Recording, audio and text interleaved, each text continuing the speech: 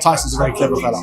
He's got a clever team around him, so whatever they do, there's going to be a method to that madness, and I'm looking forward to seeing that one as well. Adam Booth was British boxing's most analytical mastermind, a tactical genius whose scientific approach and psychological insights transformed raw fighters into championship contenders. Disciplined from Price. Yeah, and I think Sexton's doing what we expected. He has to be cagey, he has to be defensive. Through meticulous preparation and strategic innovation.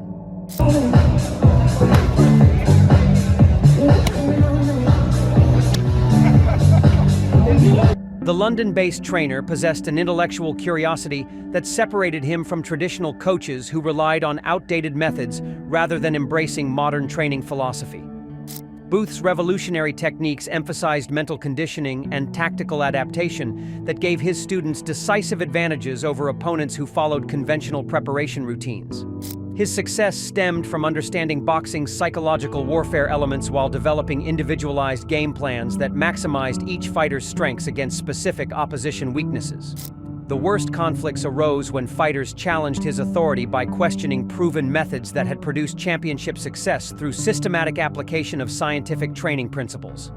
These rebellious students preferred relying on natural ability rather than accepting the disciplined preparation that Booth considered essential for sustained excellence.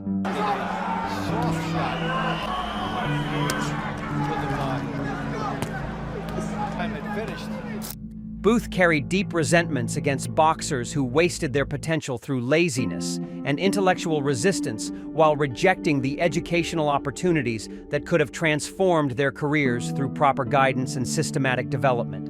We're revealing 6 fighters who earned Adam Booth's permanent contempt by rejecting his innovative training philosophy and discovering that questioning Britain's most intelligent trainer meant missing opportunities for championship greatness through scientific preparation and tactical superiority. 6. David Price. Starting at number 6 is David Price, the British heavyweight whose mental fragility and psychological collapse under pressure it seemed to result in increased conditioning under the management. Took the power out of it. That was a shot. Represented everything that frustrated Booth about physically gifted athletes who lacked the intellectual strength necessary for championship competition at elite levels. Price possessed exceptional physical attributes and amateur pedigree that should have translated into heavyweight dominance through proper mental conditioning and tactical preparation. However, his inability to handle adversity and pressure situations revealed fundamental character flaws that could not be corrected through traditional training methods or psychological intervention. Booth watched Price crumble in crucial moments despite possessing superior size and technical ability compared to opponents who defeated him through determination rather than skill. The heavyweight's mental weakness frustrated Booth's attempts to develop confidence through systematic preparation and tactical education that addressed technical deficiencies. The relationship deteriorated when Price began making excuses for poor performances rather than accepting responsibility for psychological failures that stemmed from inadequate mental preparation and resistance to Booth's conditioning methods. Price's unwillingness to confront his limitations made improvement impossible despite obvious physical gifts. Their separation occurred when Booth realized that Price's mental fragility was incurable through conventional training approaches, making continued partnership counterproductive for both parties. Price represented Booth's greatest frustration about working with talented athletes who possessed physical tools but lacked psychological strength necessary for championship success. 5. George Groves. At number 5 is George Groves, the articulate super middleweight whose intellectual arrogance and stubborn resistance to tactical adjustments created constant friction with Booth's systematic approach to fighter development and strategic preparation for elite competition. Groves possessed superior education and analytical abilities that made him believe he understood boxing strategy better than his trainer, creating power struggles over tactical decisions and preparation methods. His intellectual pride prevented him from accepting guidance that contradicted his personal theories about optimal fighting approaches and strategic implementation. Booth found Groves's attitude insufferable because the fighter would publicly question training decisions while undermining team unity through constant debates about methodology and strategic priorities.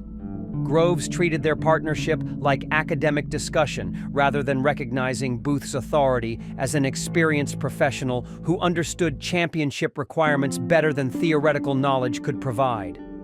The conflict intensified when Groves began seeking outside opinions about tactical approaches while simultaneously criticizing Booth's methods through media interviews that damaged their professional relationship. The fighters' need to appear intellectually superior created impossible working conditions that prevented effective preparation and strategic implementation. Their eventual split became inevitable when both men realized that Groves's intellectual arrogance could not coexist with Booth's systematic training approach that required complete trust and tactical discipline from students willing to embrace proven methods over personal theories about boxing strategy. 4. James DeGale. Number 4 brings us James DeGale, the Olympic champion whose unprofessional behavior and party lifestyle conflicted with Booth's disciplined approach to championship preparation, while undermining the serious training environment necessary for developing elite competitive skills. DeGale possessed exceptional amateur credentials and natural ability that attracted Booth's interest, but his commitment to professional excellence proved inadequate for sustaining championship success against elite opposition. The fighter's casual attitude toward training and preparation violated every principle that Booth considered essential for maintaining competitive advantages. Booth discovered that DeGale's lifestyle choices and social priorities interfered with systematic preparation that required total dedication and professional focus. Visibly exemplified in that last round. The Olympic champion treated professional boxing like extended amateur competition rather than recognizing the increased demands and preparation requirements necessary for sustained success at championship levels.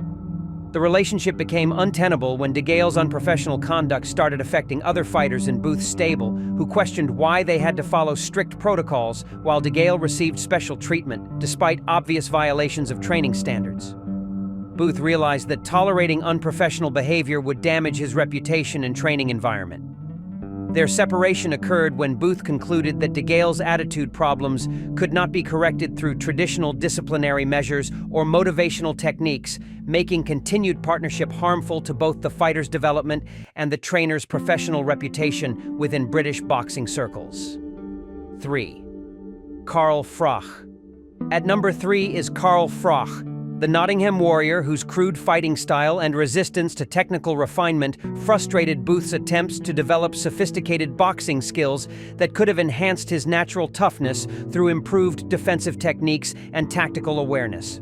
Froch possessed exceptional heart and competitive determination, but lacked the intellectual curiosity necessary for embracing technical improvements that could have extended his career and reduced the physical damage accumulated through primitive fighting methods. His stubborn adherence to aggressive tactics prevented systematic skill development. Booth viewed Froch's approach as wasteful because superior technique could have achieved similar results with less physical cost and greater tactical flexibility against diverse opposition styles. The fighter's resistance to defensive instruction reflected broader anti-intellectual attitudes that limited his potential, despite obvious competitive advantages. The philosophical conflict intensified when Froch publicly dismissed technical boxing as weakness, while promoting his crude, aggressive style as authentic British fighting tradition. Booth found these comments personally insulting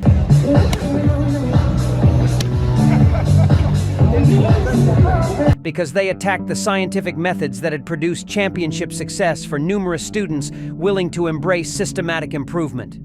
Their working relationship suffered because Froch's media statements about fighting philosophy contradicted everything that Booth advocated regarding technical development and tactical preparation. The trainer realized that Froch's public rejection of sophisticated methods could damage his reputation and discourage other fighters from seeking systematic instruction and technical refinement. 2. Ricky Hatton. Number 2 is Ricky Hatton, the Manchester favorite whose alcohol problems and unprofessional lifestyle created impossible training conditions that prevented Booth from implementing systematic preparation methods necessary for sustaining championship success at elite competitive levels. Hatton's drinking issues and party lifestyle made consistent training impossible, while undermining the physical conditioning and mental focus required for facing elite opposition who maintained professional standards. Booth watched a talented fighter destroy his career through self-destructive behavior that negated years of tactical preparation and technical development. Booth felt helpless watching someone with championship ability waste his talents through alcohol abuse and unprofessional conduct that destroyed relationships with family, friends, and professional associates who had supported his career development. Hatton's self-destruction represented systematic failure of support systems designed to help fighters transition successfully between competitive phases. Their relationship ended when Booth realized that Hatton's personal problems required professional intervention that exceeded his capabilities as boxing trainer focused on athletic development rather than psychological counseling and addiction treatment that demanded specialized expertise and medical supervision for effective resolution. 1. Audley Harrison. And finally, at number 1, the most disappointing failure of all, Audley Harrison, the Olympic champion whose massive physical gifts and intellectual potential were completely wasted through laziness, arrogance, and systematic rejection of every principle that Booth considered essential for achieving championship excellence. Harrison possessed exceptional size, amateur pedigree, and analytical intelligence that should have made him Britain's greatest heavyweight champion through proper application of systematic training and tactical preparation. Instead, he became the ultimate example of wasted potential through lack of commitment and intellectual arrogance that prevented genuine development. Booth invested enormous time and emotional energy attempting to unlock Harrison's obvious potential while dealing with constant resistance to training methods and tactical instruction. His academic approach to boxing prevented him from developing the instinctive responses and competitive conditioning necessary for championship success against elite opposition. The ultimate frustration came from Harrison's media pronouncements about boxing strategy and training methodology that contradicted everything he had been taught while publicly undermining Booth's reputation and credibility. The heavyweight's failure to achieve potential became personal embarrassment that reflected poorly on systematic training methods that had produced success with dedicated students. From mental fragility to wasted potential, Adam Booth learned that intelligence means nothing without commitment and discipline. Which failure frustrated you most? Subscribe for more tactical boxing analysis and training methodology insights from Britain's sharpest boxing mind.